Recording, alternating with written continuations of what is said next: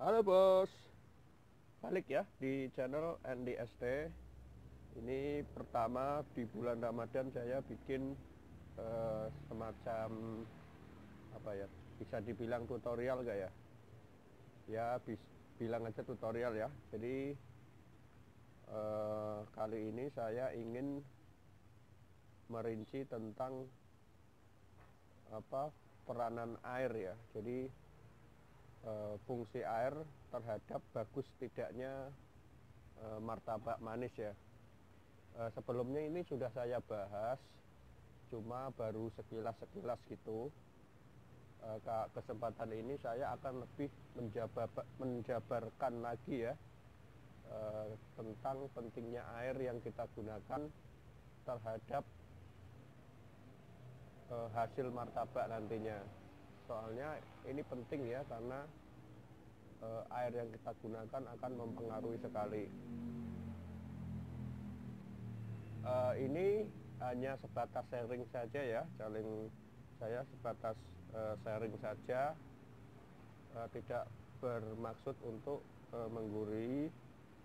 Mungkin bagi yang sudah profesional, mahir, bisa di skip ya, atau apa kasarannya, kalau ingin tidak menyaksikan tidak apa-apa, cuma bagi pemula ini perlu diperhatikan. Jadi air yang kita gunakan nanti itu akan berpengaruh. Bisa ya kita menggunakan air itu, saya bagi jadi 3 ya. Jadi air keran, air isi ulang, sama air mineral ya. Air mineral itu bebas ya, bisa aqua, terus apa tuh merek, pokoknya merek-merek yang lain ya, bisa ya. Pertama itu antara air keran, air isi ulang, dan air mineral itu mungkin bedanya itu di hasilnya itu tidak akan terlalu signifikan ya, tidak akan terlalu signifikan. Cuma untuk ketiga air ini itu akan mempengaruhi dari ketahanan adonan. Contoh, biasanya air keran itu kan dari masih mentah ya, jadi kandungan bakterinya itu juga masih banyak. Itu biasanya kalau dulu riset saya dulu pernah uji coba, tapi udah lama, itu udah 3 tahunan 4 tahunan yang lalu.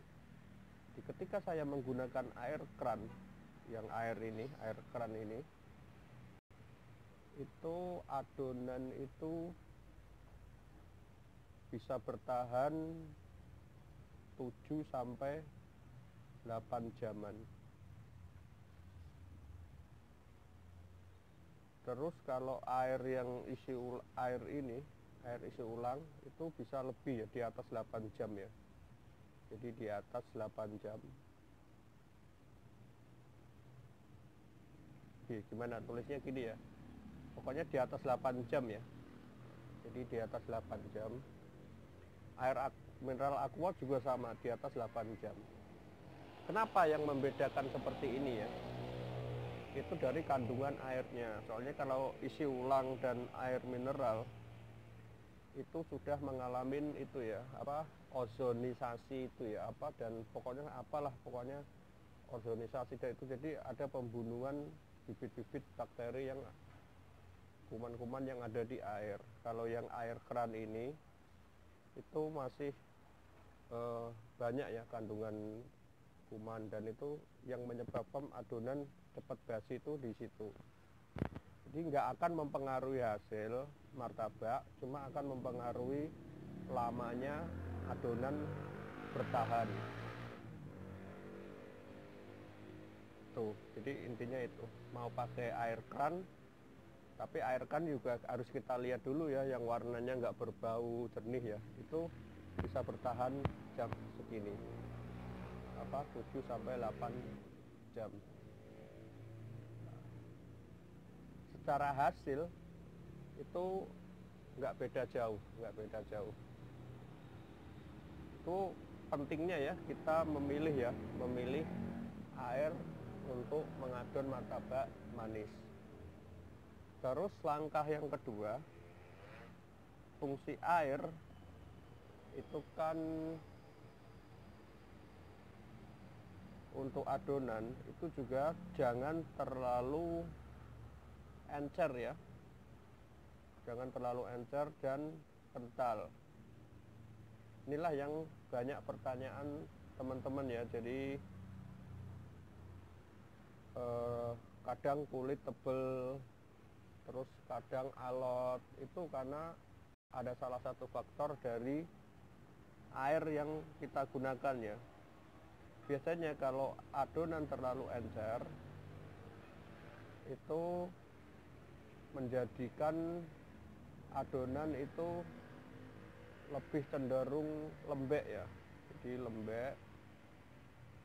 lembek itu beda kan dengan empuk ya. Jadi beda, lembek itu adonan kalau kita tekan martabaknya itu dia nggak akan balik, itu lembek.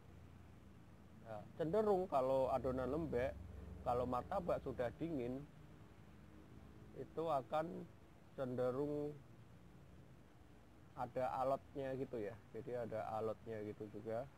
Jadi makanya kulit alot, terus adonan lembek itu faktornya ini encer. Jadi terlalu banyak airnya. Berapa takaran air yang pas digunakan untuk adonan martabak bisa teman-teman cek di video-video yang sudah saya buat ya.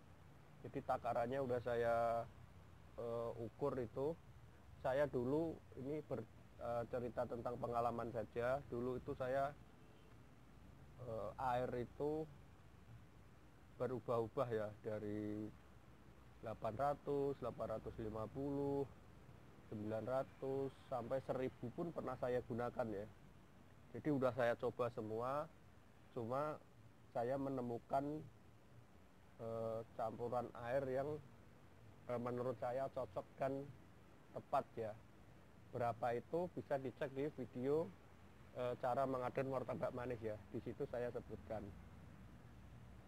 Terus yang kedua, ini adonan kental ya, terlalu kental.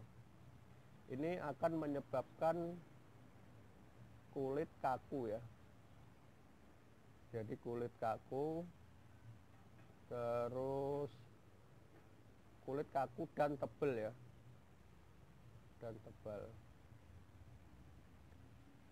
Terus bisa lagi ya, ini kalau martabaknya dingin, martabak dingin itu akan cenderung keras ya.